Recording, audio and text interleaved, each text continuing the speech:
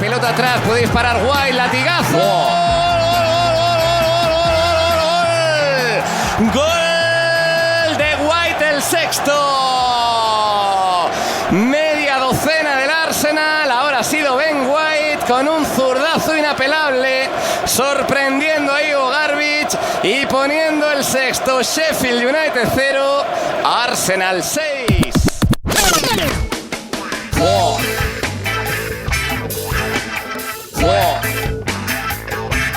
Sixth goal! Sixth goal! It's nice. Yeah, I'll be up there, won't I? De White! Sixth goal! Nice. Sixth goal! Yeah, nice. De White, el sexto! Yeah, I'll be up there, won't I? This is Arsecast Extra. Hello and welcome to another Arsecast Extra, as always, with James from Gunnerblog. James, it is another goodly morning. Another one, Andrew. They're keeping you busy with the jingles at the moment. Yeah, bit of Ben White action today. You know me, Lovely. I love a bit of Ben White action. I mean, I'm sure everyone collectively thought of you when that ball hit the back of the net. Felt like it was a goal, especially for you. Arsenal's 10,000th goal, apparently. I know. Not in that one game. I know it felt like that. Could have been. If we'd really tried, we could have scored 10,000 in that game. I think if we'd kept up the intensity.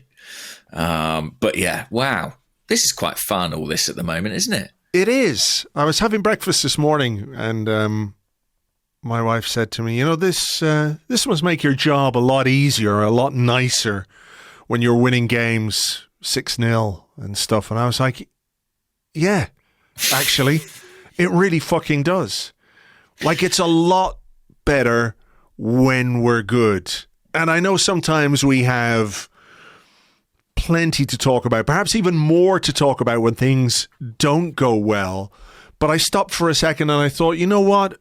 Maybe this is the reward for, you know, doing everything in the periods where we're not quite as good, maybe even bad, frustratingly bad, that this is the nicest part of the job, is when Arsenal win games and win them handsomely and play well and sort of look like everything you maybe fantasize an Arsenal team to be: skillful, hardworking, strong, physically imposing, defensively solid, creative, ruthless in front of goal.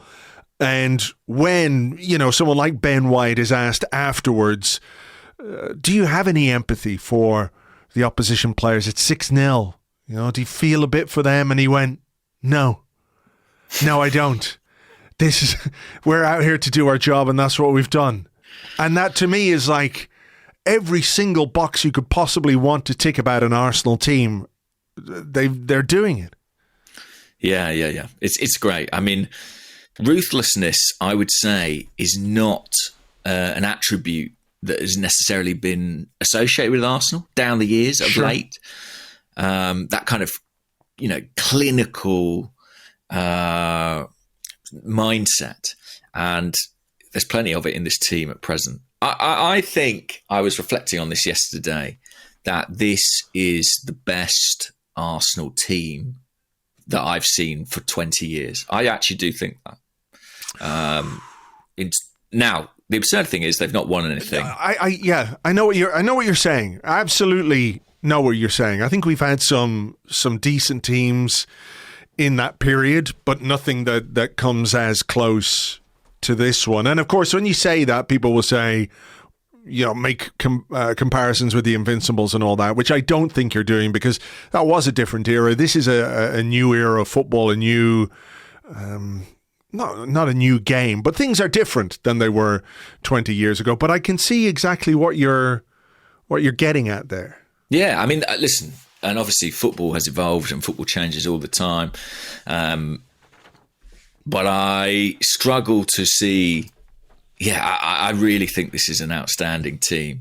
And I think it is kind of crazy that I can say that and that Arsenal might well end up with nothing this season. That shows, I think, the Foggin standards, the scale of the competition that you face at this time in history.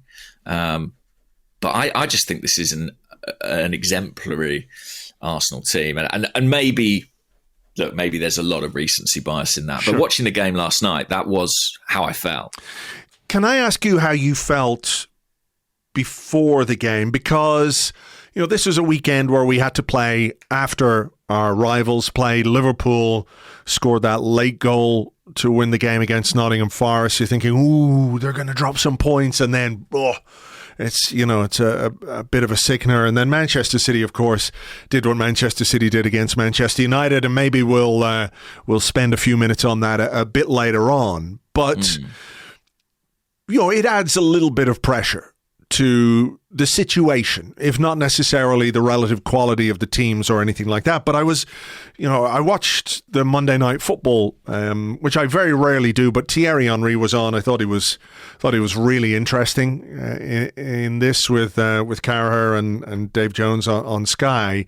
But I thought it was fascinating where I think probably with his fans hat on, rather than Thierry Henry, the player, the competitor, thinking about a game like this, with his fans hat on, he was saying, this is the kind of game that it just sort of worries me a little bit because, everyone expects Arsenal to win. Everyone expects Arsenal to win comfortably. You don't want to be presumptuous, but you're looking at it and saying, this is a great chance for us to extend the goal difference, take nothing for granted in the Premier League, blah, blah, blah. But, it is on paper a chance to extend that goal difference. So for someone like Thierry Henry to admit a sense of nervousness, I guess you would call it, ahead of this game, I thought was quite fascinating because I didn't feel it. Like it was there lurking in the background a little bit, but no, it wasn't to the forefront the way it has been with certain games. In the not too distant past, I felt really, really confident that Arsenal were going to be able to win this game. Did I think it would be 5-0 at halftime? I didn't, but I thought we were well capable of winning this game, despite the fact Sheffield United were, trying to put on a show in front of their own fans, having lost their last home game 5-0, played quite well against Wolves, slight encouragement. I was still really confident. I was too, I have to say. In fairness to Thierry, he's there on live telly. He's probably thinking, I don't want to look like a fool if this one goes wrong. But I'm sure that deep down, he must have known Arsenal would have too much for this particular Sheffield United side. With all due respect, they are in diabolical form. And it was kind of a perfect storm, wasn't it, of an Arsenal team who are absolutely flying, particularly away from home. A Sheffield United team who are dismal, particularly at home. And, I suppose it's quite unusual in football that what all the stats and what all the forms suggested should happen does actually happen. Yeah. But in some ways, this was perfectly predictable. It was kind of exactly the game that it looked like it might be on paper. Even so, I have to be honest and say I was genuinely shocked by the gulf between the two sides in a Premier League game. I've never seen anything quite like that. Many people have said that. I heard Carragher talking about it on Sky last night, and lots of people saying, wow, this is not something you see all the time. You can see teams play well, you can see other teams play badly, you can see a side convincingly win a game, but this was literally, it looked like men against boys kind of stuff, and I don't want to use that pejoratively, but it did look like that at times. And clearly Chris Wilder had decided to change things up tactically to try and cope with Arsenal, to do something a little bit different with his team, to perhaps be a bit more one-on-one when it came to defending. Bukayo Saka is a big threat down the right-hand side, so for whatever reason, he thought starting Austin Trusty, a left-footed centre-half, a left-back, was a good idea. Maybe he thought, the left-footed guy, he can sort of go with Saka if he tries to go on the outside, and then, they're sort of mano a mano when it comes to coming on the inside on their right foot, because it's, both of their weak foot. Maybe he thought Austin Trusty knew Saka a bit from his, brief time at Arsenal, and I don't know what it was, but... Yeah, what did Austin Trusty tell Chris Wilder about Arsenal training sessions? Yeah. Because I think it might have been a big fib. Trust me, boss. Every time I saw this guy at London Colney, I had him in my pocket. It's all going to be fine. I got this. Trusty by name, trusty by nature. Yeah. Poor guy. I actually did feel for him ever so slightly. Obviously against, guys he would have known that he had some interaction with during his, albeit, relatively brief time at Arsenal. He was a fish out of water, and Saka took him apart. I mean, that was the change that Sheffield United made. I texted you before the game, Andrew, because I was a little bit surprised by the team Mikel Arteta picked as well, to be honest. Yes, that's true. I was too. I shared your surprise, because I see certain games as very much Jorginho games, and you can see what he might bring, but then you're thinking, well, look, Sheffield United away, they're in bad form. Is this a game where you drop Havertz a little bit further back and play Trossard? Get an extra attacker on the pitch and just absolutely go for them. But, I don't, maybe there's is there like some kind of association that if you play Jorginho, you are sacrificing some measure of attacking quality or attacking intent, when in reality, that is not the case. That, Arsenal can attack extremely effectively with Jorginho, and in fact, he contributes to that in quite a substantial way. I think there's a few things to it. I mean, part of our surprise, I suppose, was just that Jorginho doesn't typically start back-to-back Premier League games. I think this is the first time he'd done that since November. So they do tend to use him a bit more sparingly. But when you think about the logic and the reasons, I mean, obviously, it was a team that battered Newcastle, so it was a team in great form. So there's some continuity there. I think if you're without Zinchenko, then the value Jorginho brings in terms of his passing and his contribution to build-up is significant. I think you could make the point maybe that he's a more naturally progressive or inventive passer perhaps than even Declan Rice in that position. But I also think that what was interesting about this game was that I think Declan Rice showed real promise and threat as that kind of left eight. I thought he played that sort of more attacking midfield role brilliantly. I mean, I can't disagree. How can I disagree? No. I mean, listen, it was a night where everyone shone. But I was really encouraged by the runs he made and the positions he took up. It felt very close to the kind of thing that Granit Xhaka was doing for us last season. And I really liked the attacking threat that Rice brought in this game. Yeah, and I wonder if that was maybe a little bit of a surprise for Sheffield United. Maybe they expected Arsenal to play Rice as the six, more deep lying, and sacrifice Jorginho for a more attacking player in Trossard, which maybe they found it difficult to come to terms with, because it was Rice who provided the pass for the first goal. Apparently he doesn't get an assist. Yeah, that seems a bit of a shame, doesn't it? Especially as someone who's got him in their fantasy team. I was furious about that. Yeah, but, that bullshit aside, it's still stupid. Where basically he's done the work. Like, if he has a shot on target and it takes a slight deflection and goes in, he gets a goal. Very true. Right? But this time he's playing a pass. You can see where he's trying to play the pass. He's played the pass to where he wants it to go, albeit with the help of a slight deflection. So I think he should really get the assist for that. Same with Martinelli, wasn't it? For the Odegaard goal against Burnley, he didn't officially get the assist because the ball took a deflection off a defender, even though everyone can see what Martinelli was trying to do and what Declan Rice was trying to do. But the movement and the inability of Sheffield United to not just react to the movement, but to not watch. Do you see Rice? He was like gesturing for about 5 seconds about where he wanted the ball to be played. He made the run, played it back. Nice finish from Odegaard, who's completely unmarked in the centre. But Sheffield United's defensive reactions were not great there, it's fair to say. But the movement from Rice, the involvement of Jorginho on the edge of the box, all of those things made it very, very difficult for Sheffield United to live with what we were doing. My favourite thing about the goal, it was 4.5 minutes into the game, and Alan Smith on commentary said, yeah, it had been coming. Well, I mean, it hadn't it? Because in the first minute or second minute, Bukayo Saka hit the bar, and then there was Martinelli. Like, what a finish that would have been from Martinelli. The way he just tried to flick his foot at it, was cleared off the line. Ben White, I think, had a low cross that just went all the way across goal. Havertz was sliding in, couldn't make any contact. I mean, from the very start, Arsenal's intent was clear. And I suppose it had been coming since about full time in the Newcastle game on the 24th of February. It's been about 9 days in the making, that opening goal. Something like that, yeah.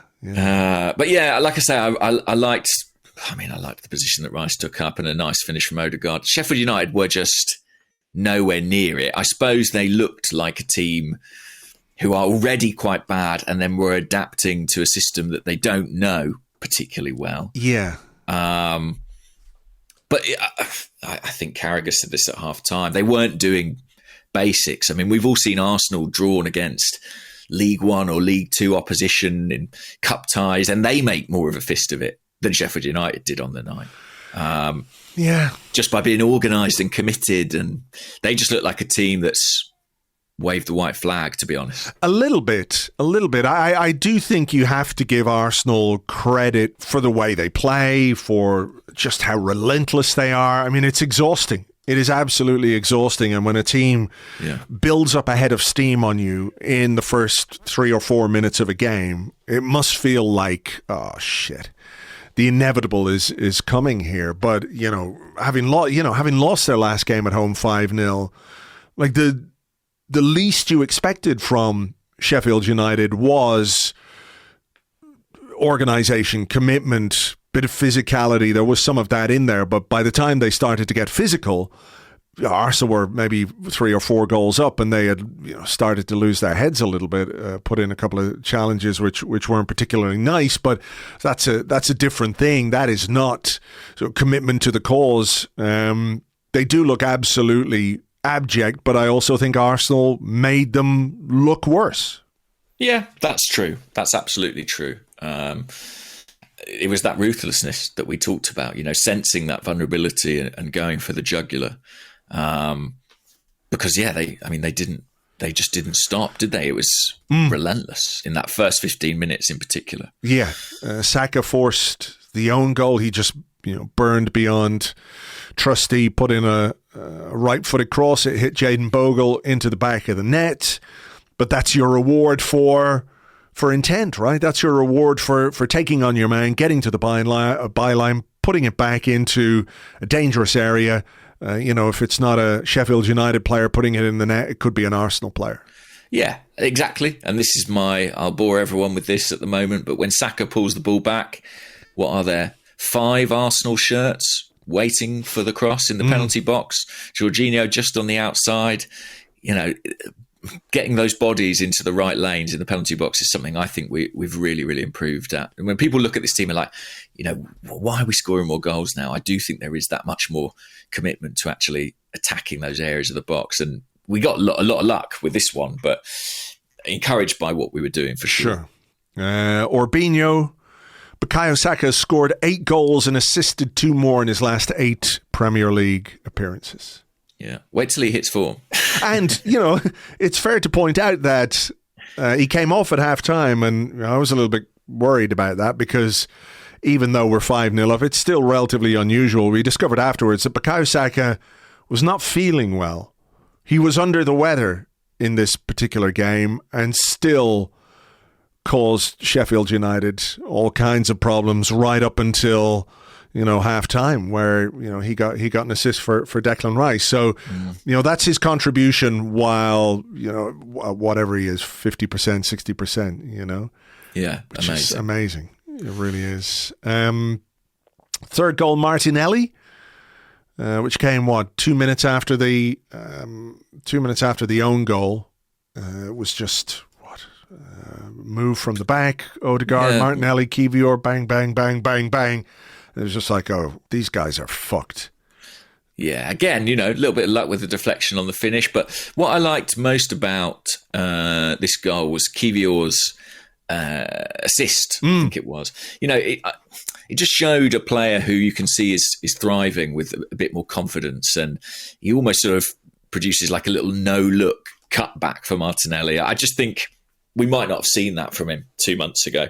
But with the run on the team, the confidence of his manager, he looks much more happy in an Arsenal shirt. Yeah, he does. And, it was a good supporting run for Martinelli. Like you say, maybe a little bit of luck with the finish. But again, get yourself in good positions. Take the shots. There was a period this season where we were bemoaning the fact that, just take the shot because you never know what might happen. It might take a deflection. It might go in, where maybe we were a bit reluctant at times to pull the trigger. That was not the case last night. Sheffield United did make a few blocks as well. So... I haven't quite figured out how to articulate this, but I do think there's sort of an interesting thing as fans where when we don't score as many goals as we might expect, we're like, we've been unlucky there. But when we get a bit of fortune in our finishing, we sort of go, well, that's absolutely right. That's justice was done there. Yeah. Like, I do think if you look at this recent run of goal scoring, we've been getting the breaks. Look at those second and third goals. Sheffield United stick one in their own net. Here, the deflection happens to, end up going past the keeper. And those are the breaks we weren't getting at the end of December. And football, I'd love to think that, everything can be explained away, but there is just that chaotic element to it where sometimes things are going for you. And right now, we are playing very well, don't get me wrong, but we're also getting the breaks. I think that's fair. Yeah. I think that's fair. Sheffield United then made a change in the 17th minute. Yeah, not seen that many times, Very rarely. I mean, it was clearly a tactical change to go back to the back five rather than the back four. They took Ollie Norwood off and stuck Osborne on, who's a left-sided defender, put him on.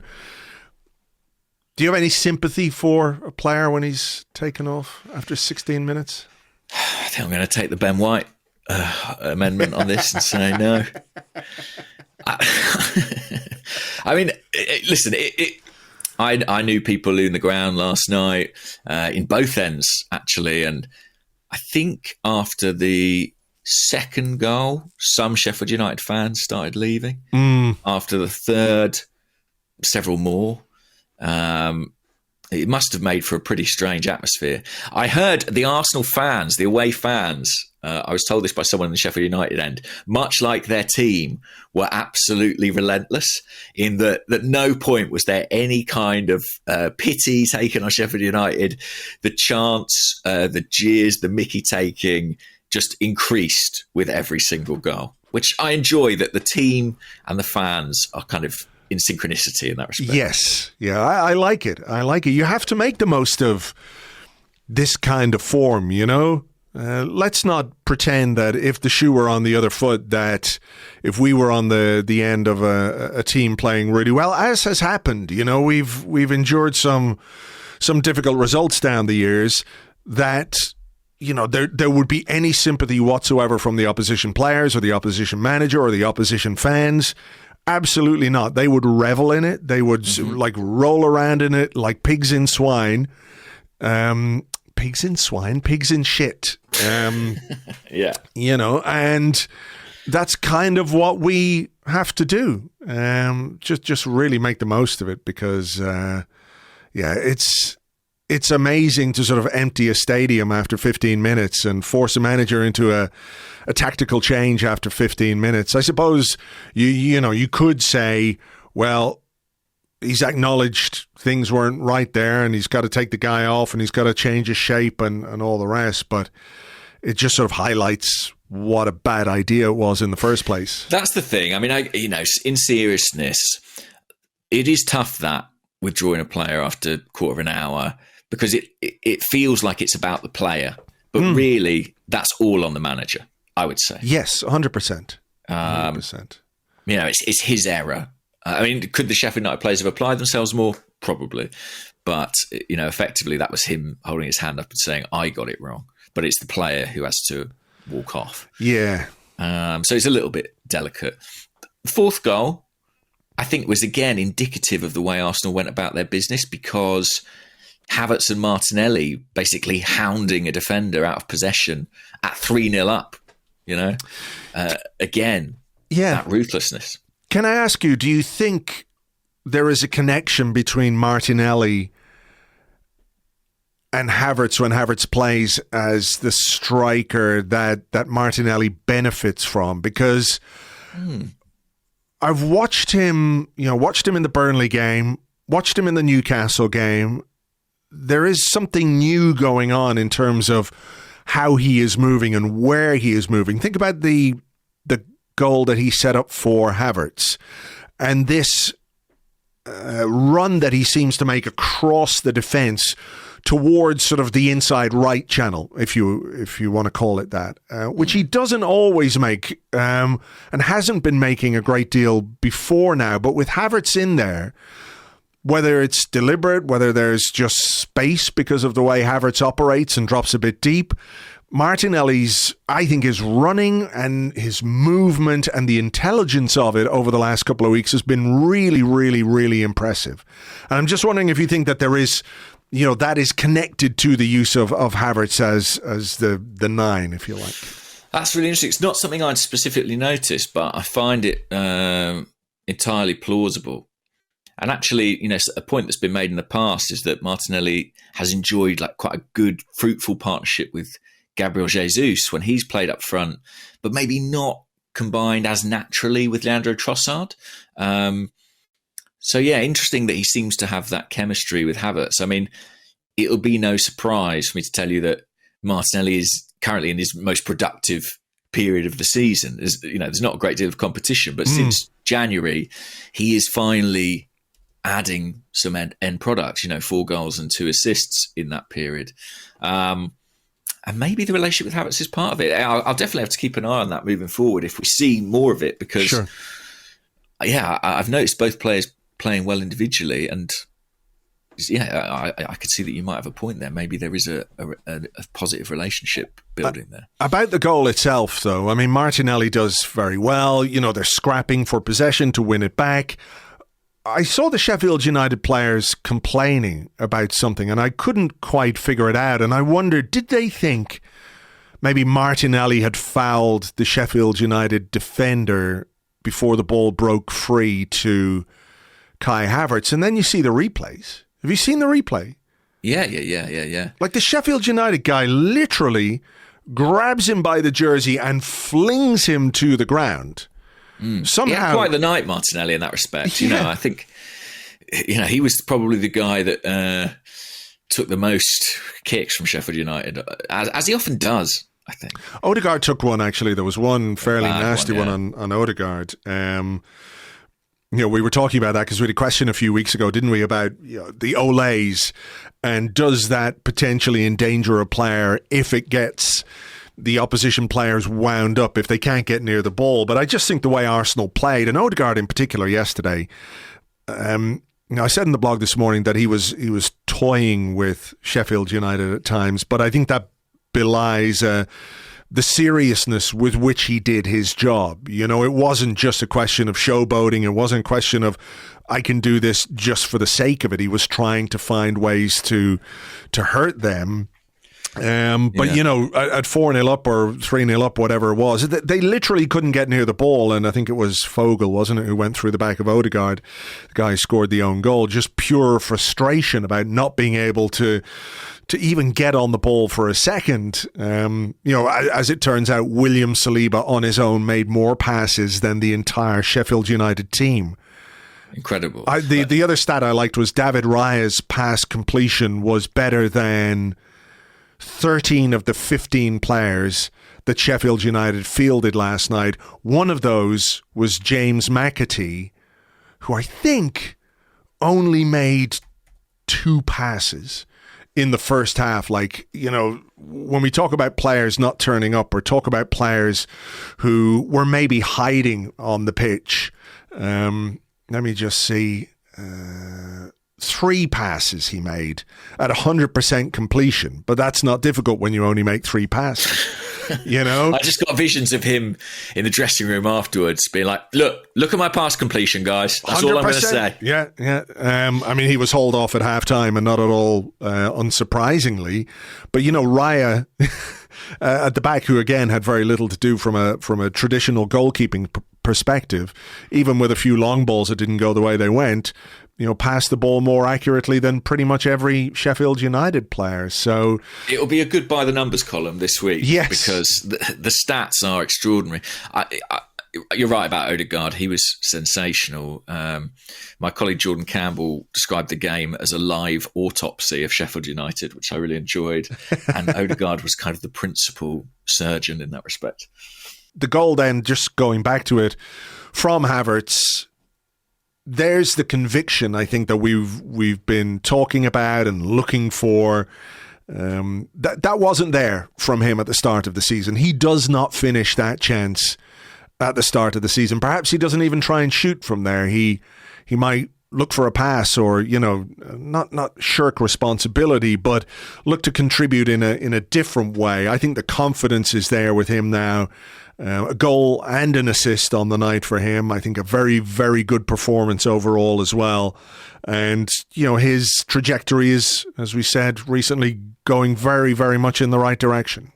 Yeah, I think that's exactly what you wanted to see from him, isn't it? You know, I think it's kind of the only thing that's been missing, really, from his recent performances, that true conviction in his finishing and in his ball striking technique, which, you know, I don't think is actually ever going to be the strongest part of his game. And I think there's lots of footballers for whom that's true, and they have very good careers. But when you're confident, you're able to do it more effectively. And I really like this goal. I just love the way he put his foot through it, buried it in the far corner. You know, he had that moment, was it against Newcastle, where he went through and maybe didn't have that finish, but he had it last night rather. And very pleased for him. I mean, you know, he's proving a lot of people wrong at this point in time. A lot of people wrong. Humble pie is kind of nice, though. I don't mind. Listen, I don't mind it. I like Serve it to me pie with a little bit of cream on the side. Lovely. Yeah, delicious. Yeah. Look, I know, you know, some people probably went a little overboard, as can happen on the internet. I'm not sure if you're aware of this, but people can have extreme opinions just for the sake of having them. But, you know, even if you were a little worried about Havertz and had some doubts about the signing and weren't quite sure how he was going to fit in, I think it is and has become over the course of this season apparent now. Whether this is exactly what Mikel Arteta had envisaged, maybe we'll never know. You know, maybe he thought Havertz would be slightly different. Maybe it's taken him a bit of time to understand exactly what he's got in Kai Havertz and how to get the best out of him. But I think it's really positive that, you know, over the course of this season, he has become something of a bit of a slow burn player, where it didn't look good at the start. It's now looking very good, and we hope that it's going to get even better. Well, could, you know, his own development be kind of a microcosm of Arsenal's season?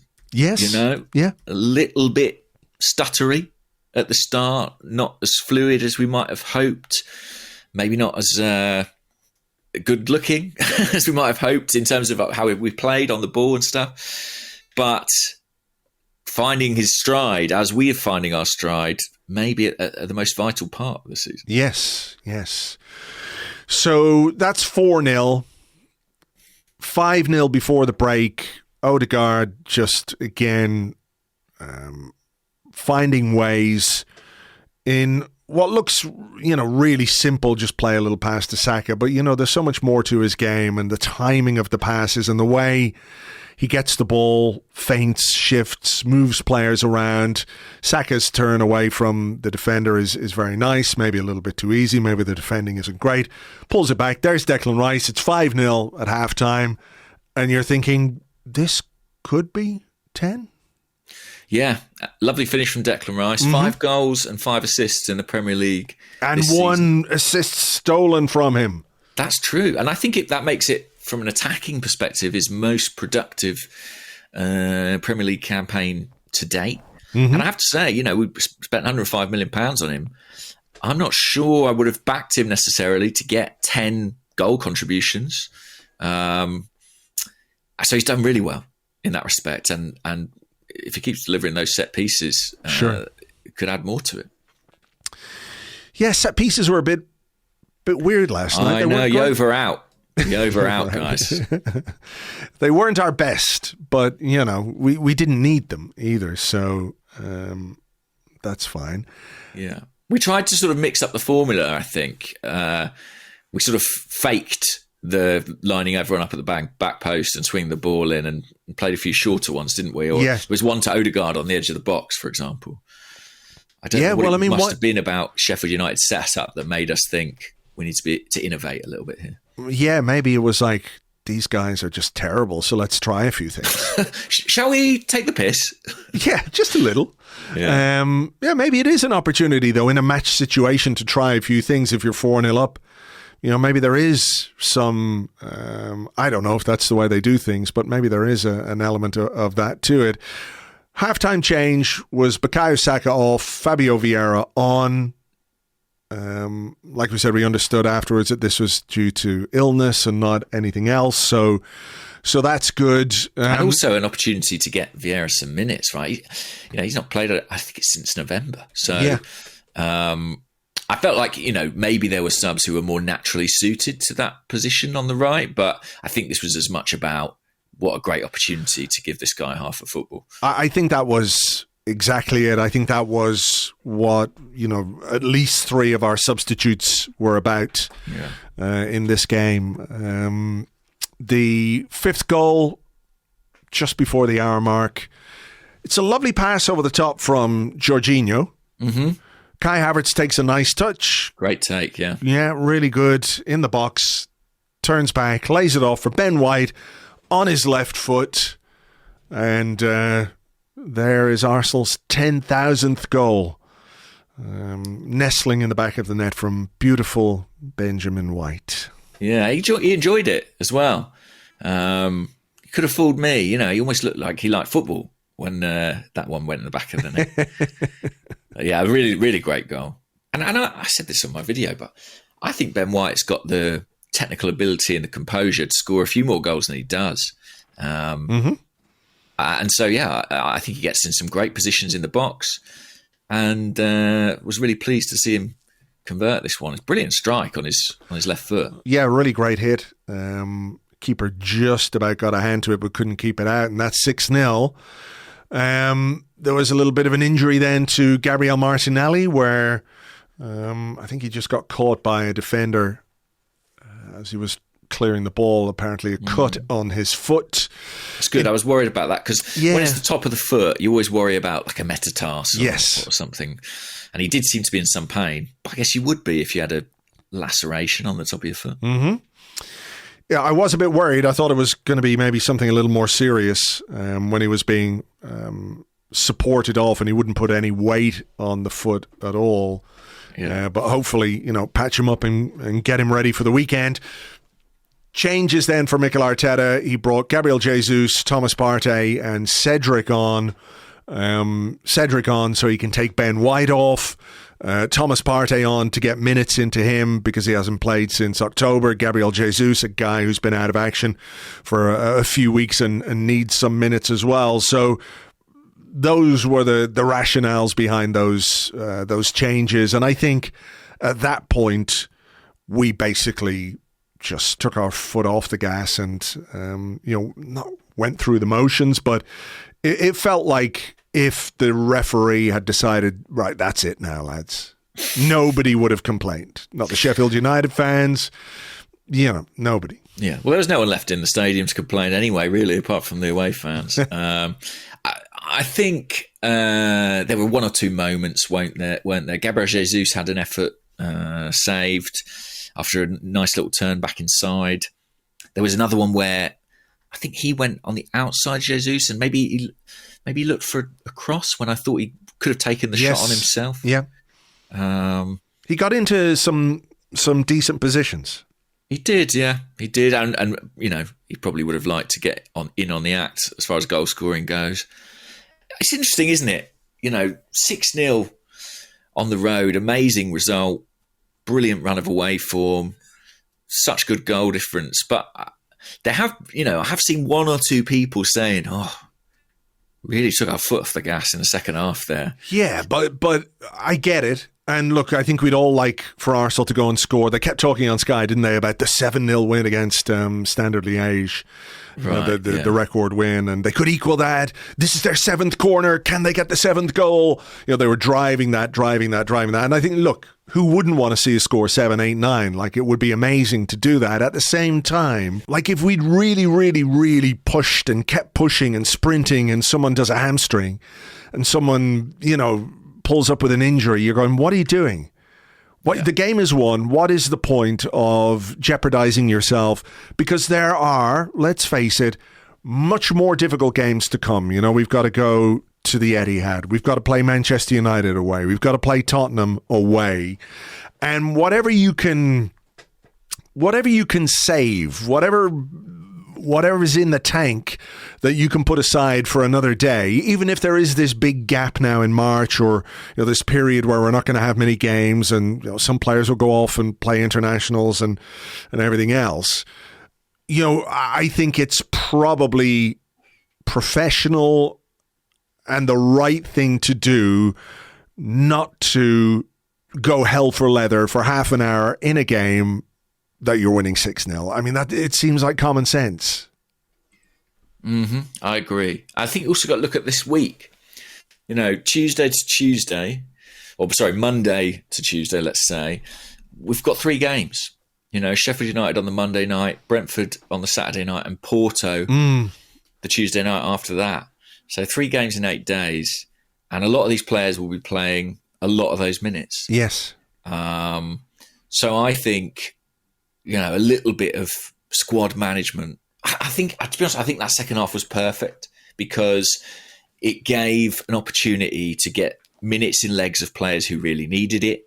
It meant we could take our foot off the gas a little bit. What I liked as well was in the moments where we had to be defensively alert, which were few and far between, we were. And we saw through the clean sheet, total control, total dominance. The game was already won. Yeah. And what a luxury. I know Bukayo Saka wasn't feeling his best, but what a luxury to be able to bring him off at half time and rest his legs and give his queasy stomach some time to sit down. Yeah, I thought it was great. And would I have liked to see another couple of goals? Sure. But I cannot even get close to complaining about it. Not at all. I did like this on the Discord from Luxury Yacht, who said, "Goodly morning, fellas. Have we negated the need for a true Saka backup by simply reducing the time of a competitive Premier League match from 90 to 45 minutes? It's one way of doing it, isn't it? Yeah. Because, think about it. I do wonder, would that change have been made if it was 0-0 or just 1-0? Is that... It's obviously the right decision to take off a player if they're not feeling well. You don't want them to exacerbate the problem in any way. But like you say, you have the luxury of being 5-0 up at halftime. You can pretty much do what you want. Yeah. Oh, I think if it had been tight, I think he would have stayed on. Knowing what we know about Saka and his own mentality, knowing what we know about Arteta's faith in him, I think in almost all circumstances he stays on. The scoreline and the work that Saka had done in the first half meant that we were able to rest him. And I thought, think that's brilliant. And, at this point in the season, to be able to do that, there has to be some value in that. It was a interesting weekend from a sort of title race perspective. But, Liverpool, with a squad that's quite stretched already, they had to go for that for 99 minutes on Arsenal had things pretty easy, conversely, and let's hope that might help us out a little bit further on in the run-in. So 7 wins in a row. Yeah. 21 Our joint points. best under Arteta, I believe. Yeah. Nobody else apparently has won 7 in a row so far in the league this season. Well, Man City are sort of probably just starting. Yeah, they'll do that. Until, the end of the month. 31 goals in those 7 games.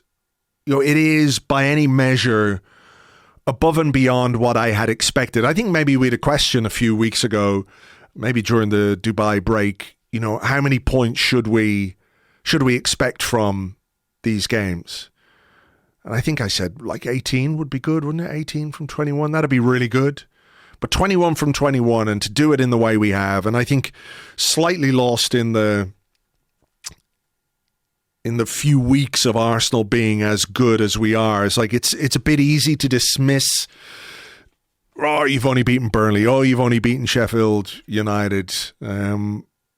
But we've beaten Liverpool, which is a huge result in the middle of all that, for this title race. And I do wonder if you beat the likes of Burnley and Sheffield United as convincingly if you don't beat Liverpool, because what does that do for your confidence? What does that tell you about what you're capable of as a team? Which isn't to be arrogant or anything like that, but surely when you go into a game like that, you're facing a relegation team. You go, well, look, if we could deal with Liverpool the way we dealt with Liverpool, why shouldn't we inflict some damage on these other teams? And I think this momentum is really important. It's a bit of a shame. There's an interlull coming, and that's going to get in the way of that a little bit. But I hope, obviously, that in the next 6-7 days, that momentum carries us into the international break, and then we can think about whether or not that's a problem afterwards. Yeah, it's been quite an extraordinary run.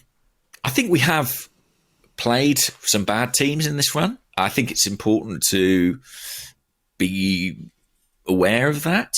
But I still think that these wins, these results, this vein of form we found could really propel us forward. Momentum is absolutely a thing in title races. And I'm really interested to see what this run at this time of the season does for us in the games to come, in that final stretch. We've got 7 wins on the spin now. We can get our best ever league run under Arteta if we beat Brentford on Saturday. And not to look beyond that, because, that will be a tough game in its own right. But if we get to 9 consecutive league wins, I'll really start to believe, given who our 9th fixture is against. Yes. Those are bridges that we will cross as and when we come to them. And I think between Premier League wins 8 and 9, fingers crossed for those results, there is, of course, a very important game in Europe that is, its own thing. Really, yeah, but the results and events in Europe can have a kind of knock-on effect as well within the Premier League. I mean, look at...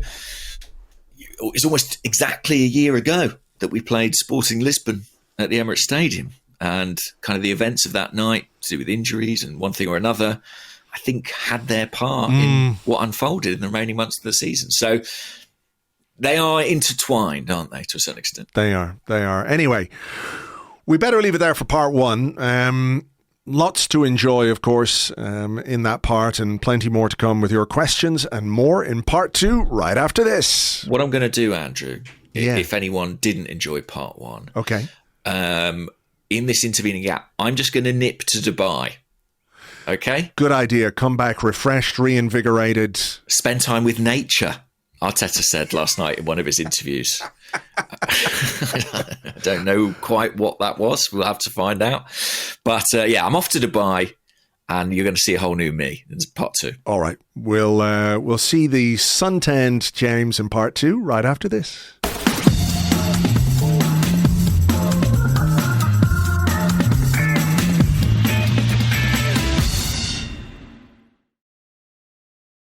Welcome back to the Arsecast Extra. This is part 2 of the show where we answer questions that you send to us on Twitter at Gunnerblog and at Arseblog, also on the Arseblog Discord chat server, which you get access to if you are an Arseblog member on Patreon. James is back from Dubai, but I'm going to go first here.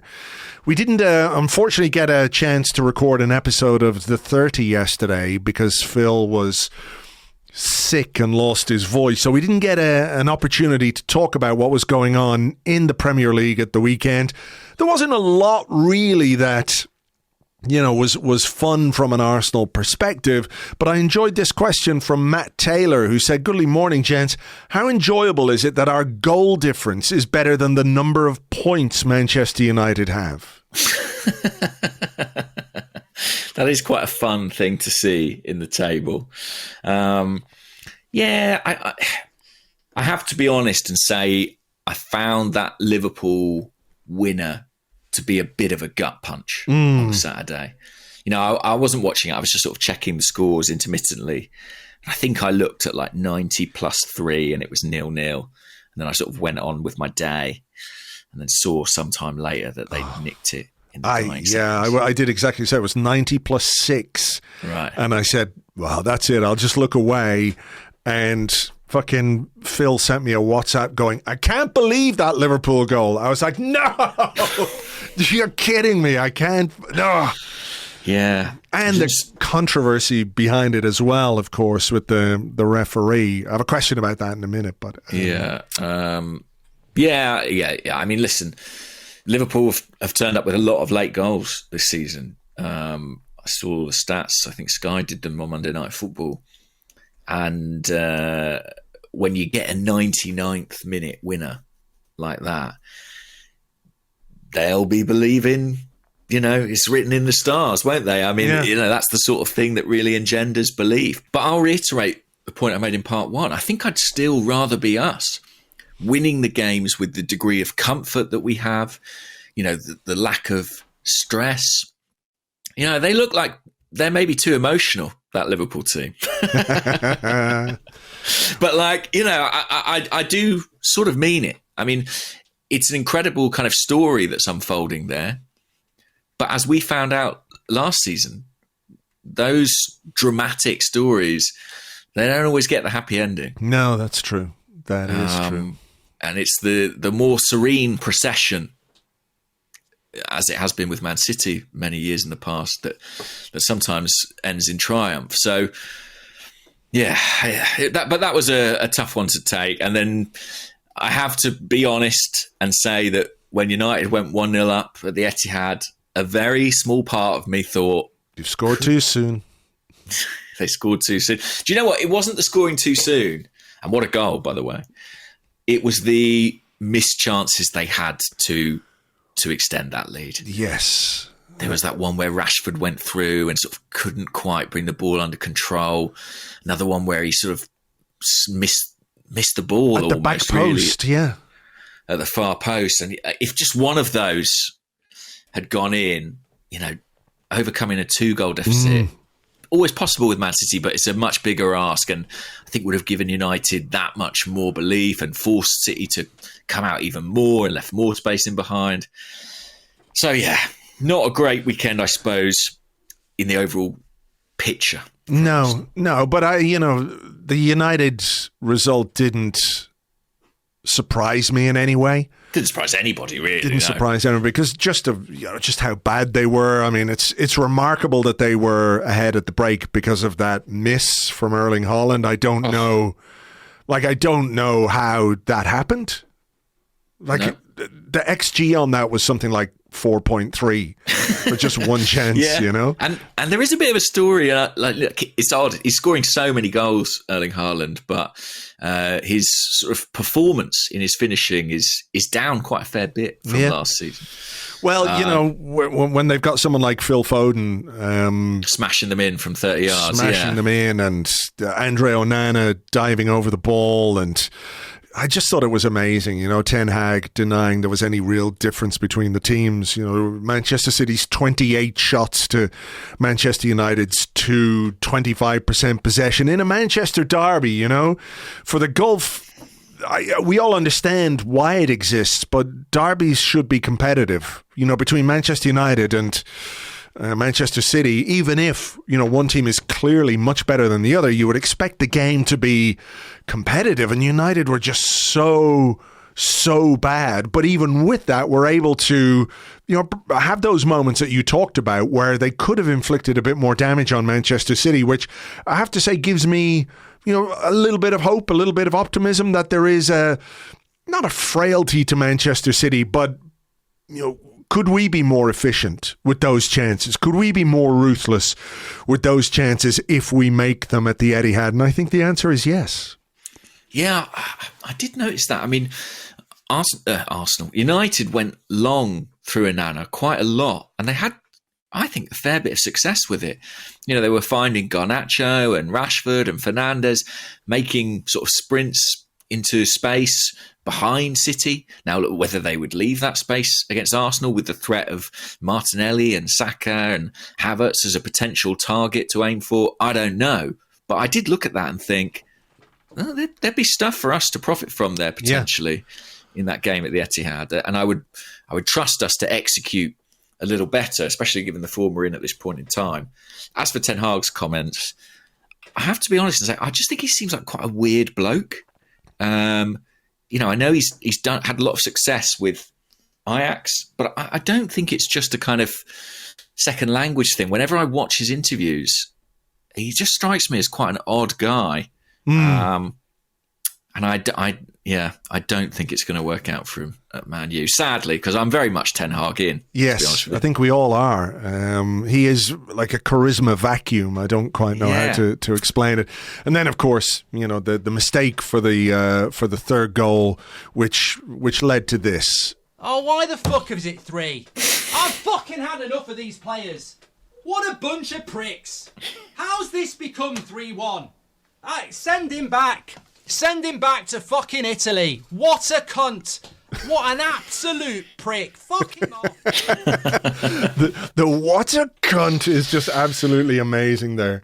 Yeah. Amrabat, I mean, wow, he's really under-delivered on what was promised. I think when Casemiro is keeping you out the team and Casemiro can't really run anymore, it's probably a bad sign. Anyway, look, long may United's mediocrity continue. Yes, I please. saw people saying, like, it's a bit sad, though, isn't it, really, to see Manchester United, given their history and stature, and it's a bit sad to see them like this. We'll take the Ben White on that, won't we? Yeah, exactly. The Ben White amendment comes into play again. It absolutely fucking is not sad. It's wonderful. Long may it last. And I hope they never, ever get back to where they want to be. But maybe that's just me. No, it's not just you, Andrew. I can assure you. It's not just me. What about this? My Scooter Sasha 87 says on the Discord, goodly freaking morning, gents. Is the Saliba Gabriel partnership the best centre-back pairing in the world? It sounds outlandish, but I genuinely struggle to come up with anybody else I'd even consider for a replacement. I will, hold my hand up and admit that I don't know everything in the world about football. Like there could be centre-half partnerships that are excellent elsewhere that I am unaware of. But I would certainly say in Premier League terms, it is by far the best partnership in the Premier League at this moment in time. No question. I think so. Even if you can make a case for an individual, if you can make a case for a Van Dijk or Ruben Dias, for example, I don't think there's a partnership that can quite stand up to what Saliba and Gabriel have. And I think there's always been this kind of sense that maybe, as good as Gabriel's been, that maybe there might be kind of something else out there for Arsenal in that position. I think maybe even internally at Arsenal, I think there's been a thought that he might be upgradable in some way. And I really hope that has completely died now. because I genuinely think his partnership with Saliba in centre-back terms is about as good as it gets. Well, you know what, though? You know, that I sort of understand those thoughts when there is a relatively young central defender coming into a club. Remember, he was 22 when he joined Arsenal. Yeah. He's 26 now. And he has developed into a really, really top-class defender. And he's got his best years ahead of him as a central defender. I think, you know, there is something to the idea that maybe on an individual basis, could you possibly find somebody, and I'm not saying that's the case, but I could understand why that conversation might have happened at times during his Arsenal career. Me too. Me too. Not now, though. That's not what I now. mean. Yeah. I hope he's put it to bed. And to be honest, like, I know he's on a new contract not long ago, but you know, I suspect that it won't be too long until those conversations begin again with him, because I think what he gives you, we all know Saliba's class, right? We all know his quality, but Gabriel's reliability, dependability, availability. Yes. I mean, he's just an absolute machine. And I think as a unit, they are brilliant. And basically, there's no guarantee. Even if you could find a centre-half who might be a little bit more cultured on the ball, or, you know, a little bit more positionally disciplined, or whatever it might be, you've got no guarantee that the chemistry of that partnership with Saliba will be as good. I think that's really important, because, you know, Gabriel individually has improved and has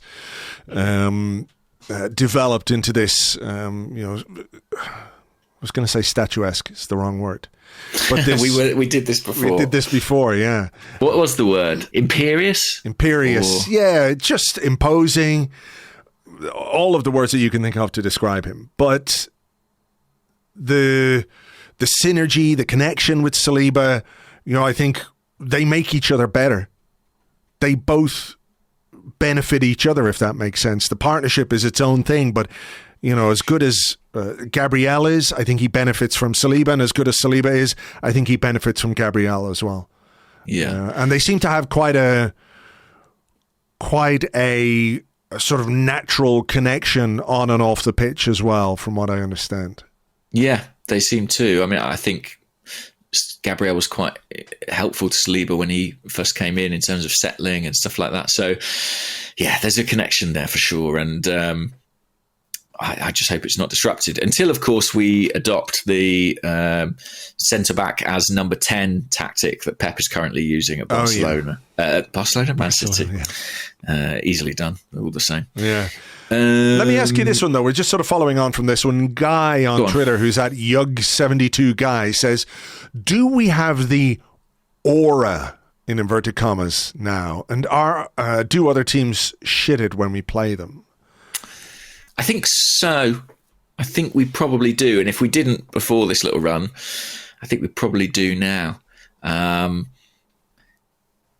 I think that's important. You know, we always talk about that side of 20 years ago, the Invincibles, and teams, opposition used to say they felt beat in the tunnel. You know, and I think Sheffield United were beat in the tunnel in this game. I think that does help. I think we do have it. It really is 3 teams at the top and then the best of the rest at the moment in the Premier League. You know, and we are out there with Liverpool and City. And I think we command a similar level of respect from our opponents at this point in time, which is some way, it's some progress. Yeah, there was a question from Ricky at Geezy Peas, not Geezy Peas. I prefer Geezy Peas, but anyway. He says, the saying goes, the league doesn't lie, or the league table doesn't lie, but it does and it can. We're currently 3rd, but are demonstrably the best team in the league by every available metric. Thoughts on us potentially being the best team to the end, but not actually winning it. But I just thought that was an interesting point, you know, about how teams are judged and how you assess a football team and its quality.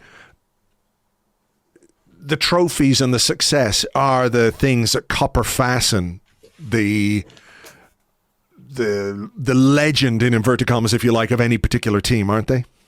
Yeah, they are. And that's, I made that, I suppose, slightly controversial statement at the start of the pod where I think this might be the best Arsenal team I've watched in 20 years. But if it doesn't win anything, it won't really be remembered in that fashion, I suspect.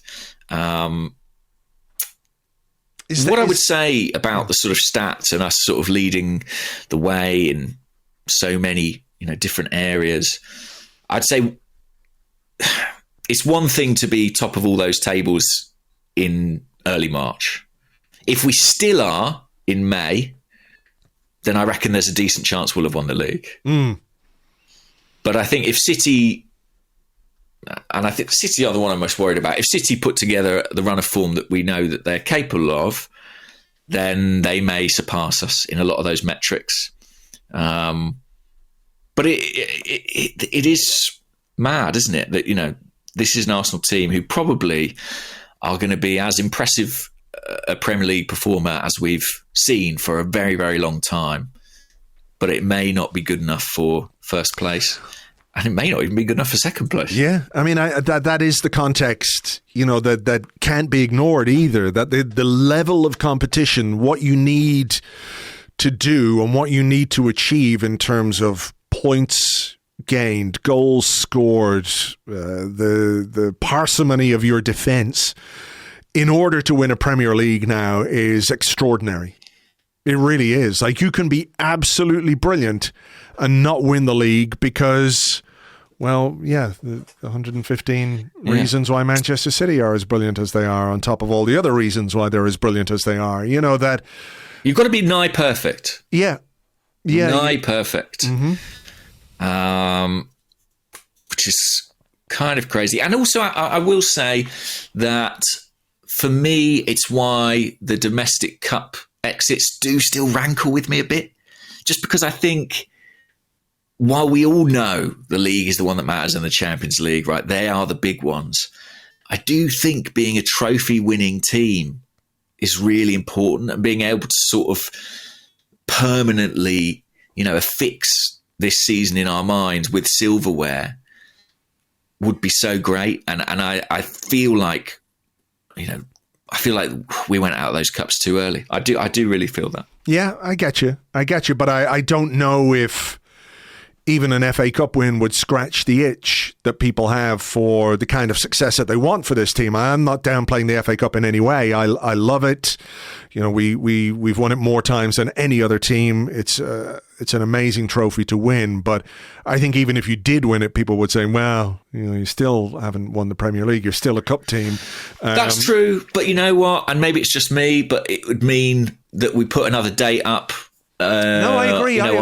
I agree. On the inside of the Emirates Stadium with a little trophy next to it. And every time I looked at it, I'd remember that team. I think we think about 2014 and, was it 2017, 2018? We do remember those moments and those teams. It's all amplified by a trophy.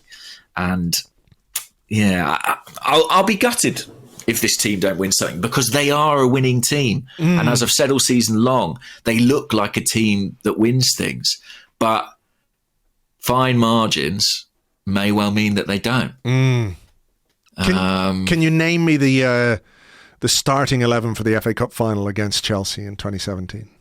Can I? Yeah. Oh, what a question. David Ospina? Yep. Rob Holding, Perma, Saka, Nacho Monreal. Mm-hmm. That's, I sort of feel the most, that was the easiest bit. Aaron Ramsey. Yes. Granit Xhaka. Yes. Hector Bellerin. Mm-hmm. Left wing back. It's an odd one. Huh? It's an odd one. Yeah. Alex Oxlade-Chamberlain. Yes. And Alexis. Mm-hmm. Ozil. Mm-hmm. Danny Welbeck. Yes. See? Well done. It cements it in your mind, Andrew. Yeah. It's history, right? Yeah, even if you have to sort of go back into the archives a little bit, start digging around in there.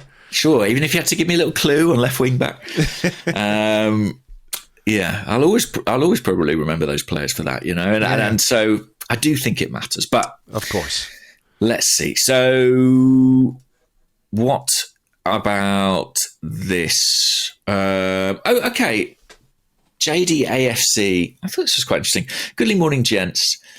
Last few games, we got to see some Fringe players getting good minutes to play.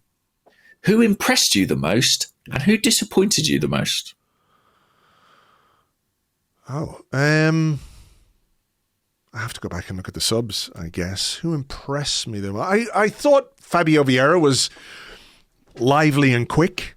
Yeah, I felt the same. At periods last night. Who impressed me the most? I don't know. Who came on? Smith Rowe? Nelson. Smith Rowe had his moments. Didn't get on last night. No. I thought that was maybe a little bit unusual, but then when I think about the Joe Willock goal against Newcastle, I wonder if that was a consequence of that to some extent or another. Yeah. I think as well, just wanting to get those minutes into players who've been injured. I mean, that was the driver for the substitutions of Jesus and Partey, and obviously protecting someone like Ben White. The only way you can do that at this moment is to bring Cedric on. So, I mean, I suppose it would be an exaggeration probably to say that Cedric disappointed me, but I think, honestly, with respect to Cedric, I think in his brief cameos with the first team in recent weeks, I think you have seen quite how far we have moved on from him. Yeah. And I think he's sort of looked a little out of place, personally. I think maybe the same, not to quite the same extent, because obviously you're talking about a guy who's, coming towards the end of his career. But I do think the same sort of applies to Eddie Nketiah and Reece Nelson, and maybe by extension Emile Smith Rowe. That perhaps it's harder and where Eddie and Reece's minutes are going to come, isn't it? Yeah. It wouldn't surprise me if their contribution tails off towards the end of this season, ahead of maybe a move in the summer. Yeah. Let me ask you this one from Mr. Face on the Discord. It says, actual serious question. Oh, no. Thomas Partey's appearance was rough, to say the least, and he looks like he genuinely struggles to move, whether because of rust or because of the accumulation of lower body injuries. Setting aside external factors, should there be genuine concern about whether he can offer anything worthwhile in meaningful minutes during the run-in?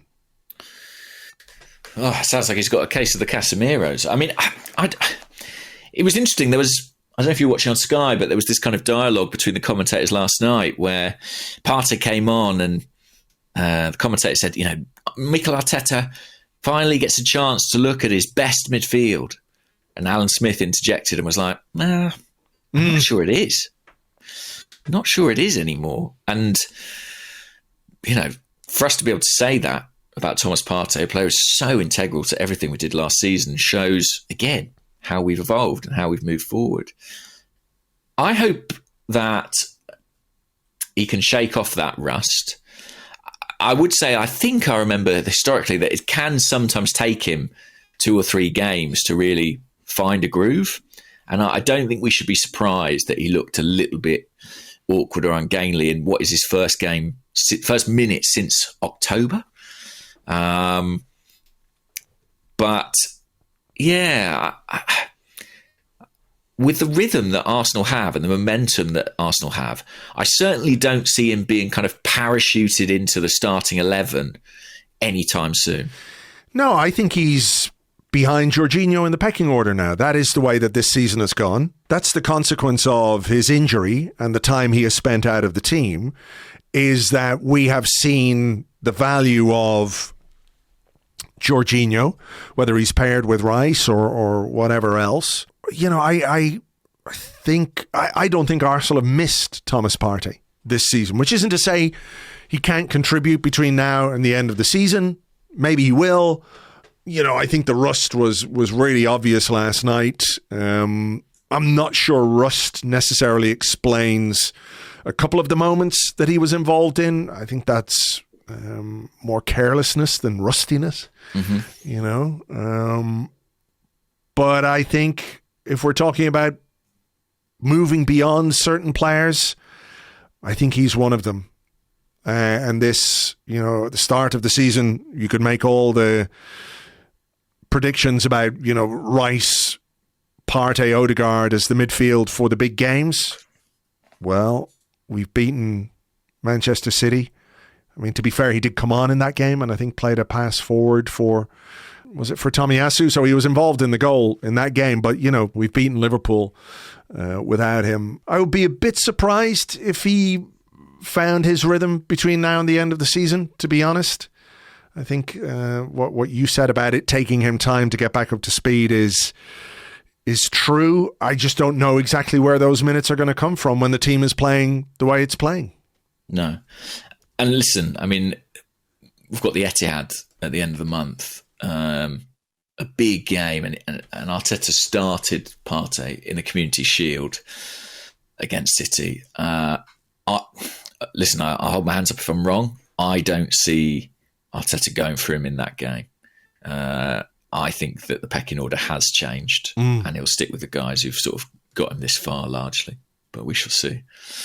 What about this from Wes M, the Toshio on Twitter? And Wes says, are you concerned about Ramsdale starting against Brentford, considering how long it's been since he last played? I mean, maybe a little. Played against Liverpool in the FA Cup, right? Yeah. How long ago was that? That's in January, start of January, I think around the 6th of January, something like that.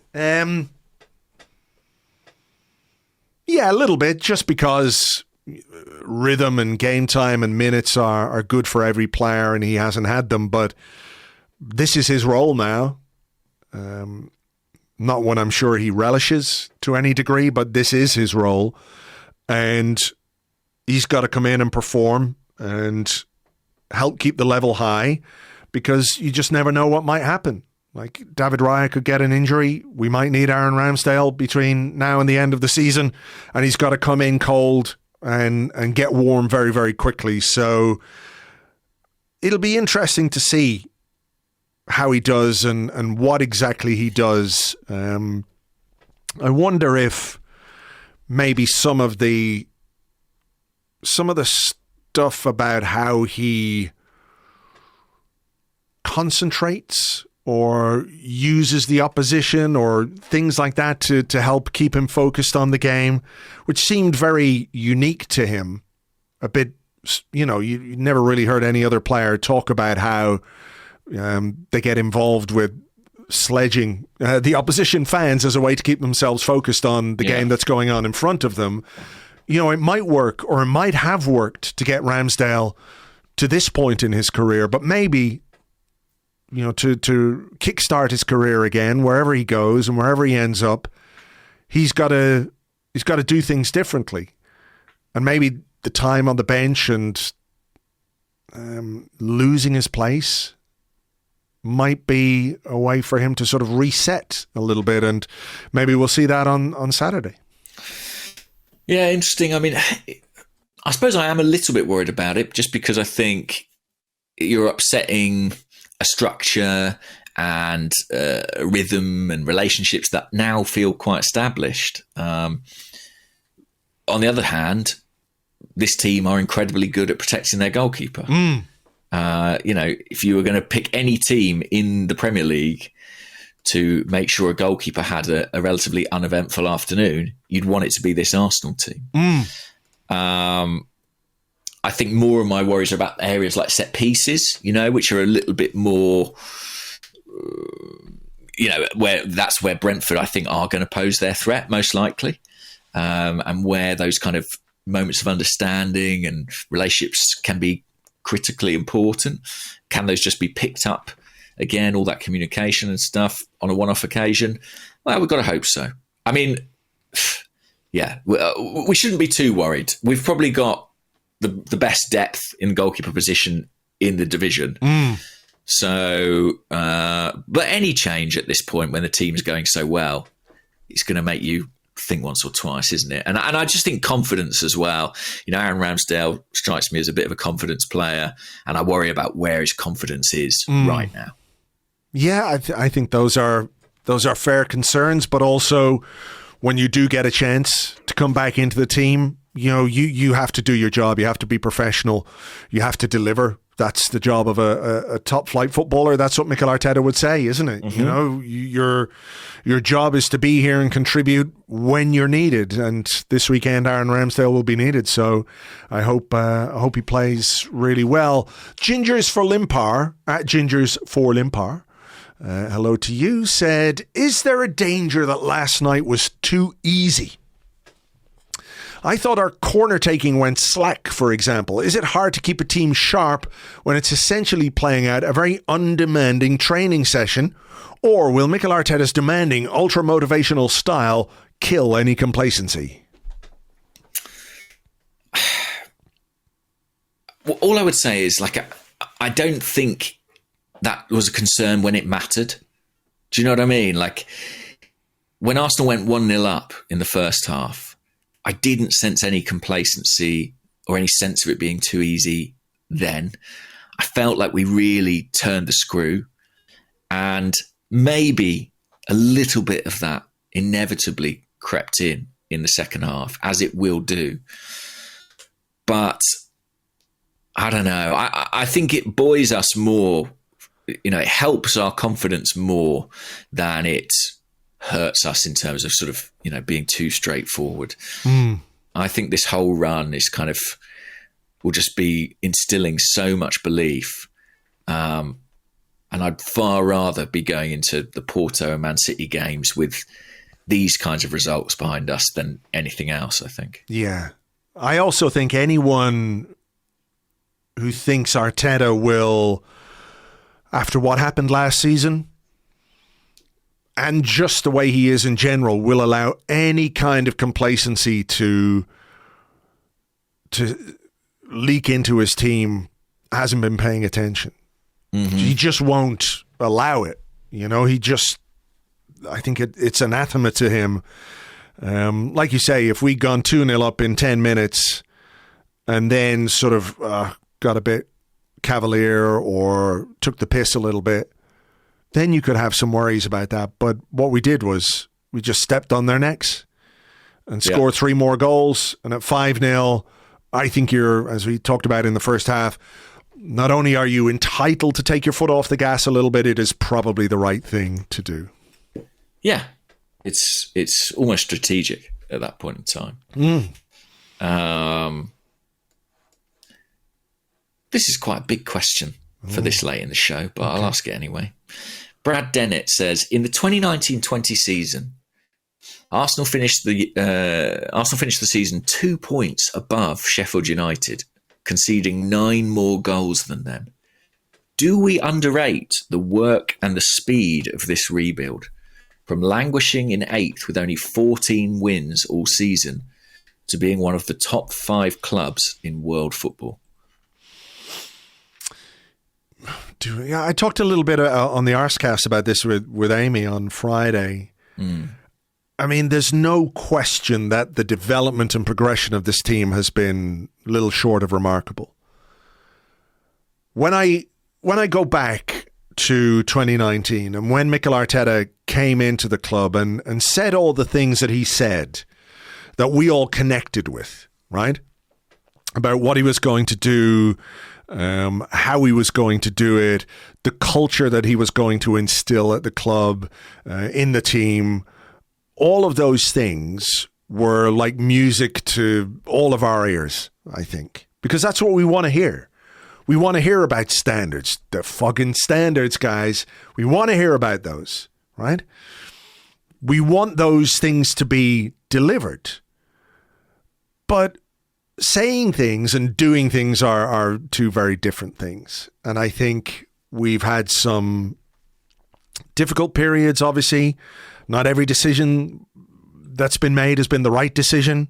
But I think what we have shown is a willingness to learn, a sort of an acceptance that, yeah, we can make mistakes, but we're going to learn from those mistakes.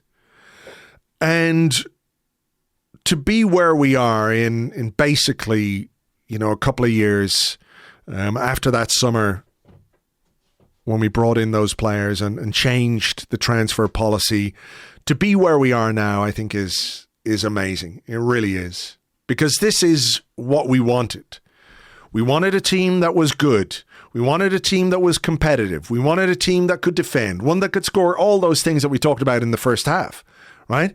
All of the things that we wanted from an Arsenal team are now being played out in front of our eyes. I think there's somebody at my front door. Can you hang on one sec? Yeah, sure. Hang on.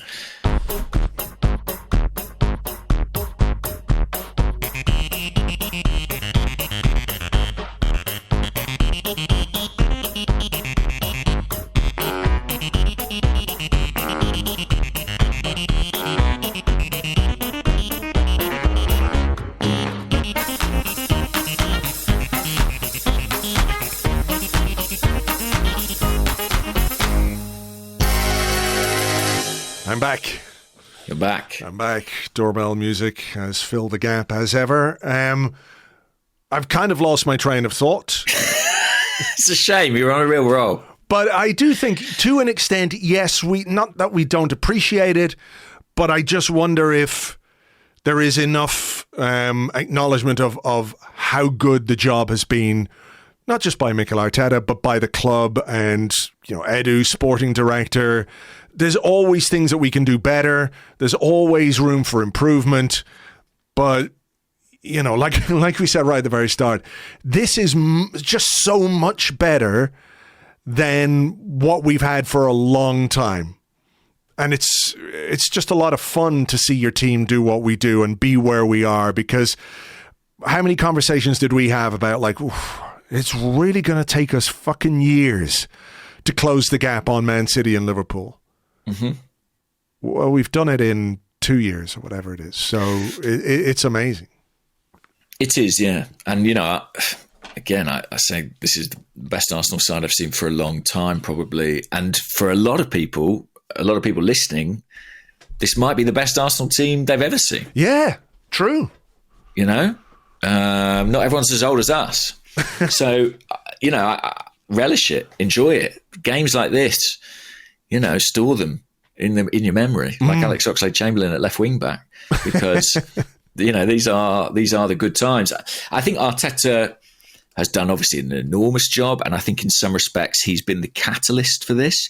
But I think you're right to credit the club more broadly. Mm-hmm. I think it's something that the whole hierarchy have driven and deserve credit for their part in. But it's pretty amazing. The likes of Chelsea, United, they'll all be looking at Arsenal and thinking, how do we do that? How do we do what they've just done? How do we take those steps? We are the model. We have shown how to restore a club to prominence, and to win the Premier League or the Champions League would set the seal on it. Oh, yeah. Fingers crossed. I'm so invested in this team winning something, for all of us, because, it's been too long. It's been too long, obviously, since we won the Premier League, and I think we're overdue. And I think I do think there is something, above and beyond, wouldn't it be great to win the Premier League again? Yes, of course. But I also think there is a sort of window where if you don't win, it becomes even more difficult, regardless of how good you are, if that makes sense. A tipping point. Yeah, I think you're probably right. Yeah, we've if we win the Premier League this season, I think it's easy to envisage, or easier to envisage, Arsenal as an ongoing force, right? Whereas maybe if we don't win it this year or don't win it next year, what happens? And I'm not trying to be negative in any way, but I do think the best teams find a way to win, and that's what I'm really hoping for from from this season. It will shape the narrative, won't it? Because if Arsenal do it this year, it's quite a clear story. You know, they went close last year. They didn't quite have the depth. They didn't quite have the experience. They learnt the lessons. They did it the next year. If we don't do it this year and the season ends maybe in a less positive way with a bit diminuendo, and then the same happens next year, it's very easy to see how the narrative becomes, oh, they're kind of nearly men. You know what I mean? Yeah. It shapes the perception of the club. So I think it is really important to come back to Jeezy Peasy's point. It's really important that you actually go and do it. You know, that for all the metrics, for all the stats, it's really important you lift that cup at the end of the day. Let's hope we can. Yeah. One other very quick thing, by the way, I feel like I've got to mention off the back of these 3 extraordinary away wins. What about that away kit? You know, when it came out in the summer, I think it's fair to say we collectively raised our eyebrows.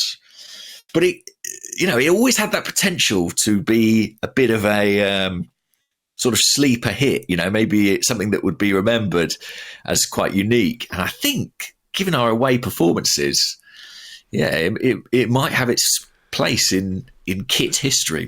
Maybe so. A little message from Andrew Allen this morning. I'm sure he won't mind me sharing. He said, "In the haze of last night's game, I appear to have bought the terrible away shirt."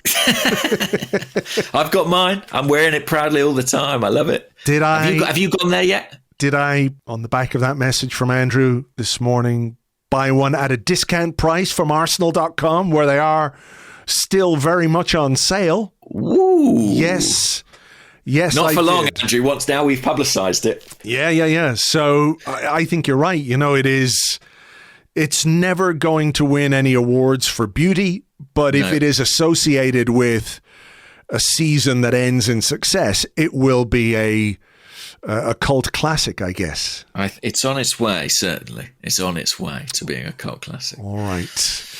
I think we had better leave it there because we need to get this podcast out for people to listen to. So thank you as ever for being with us. We'll talk a bit later in the week, of course, looking ahead to the Brentford game on Saturday and much more besides.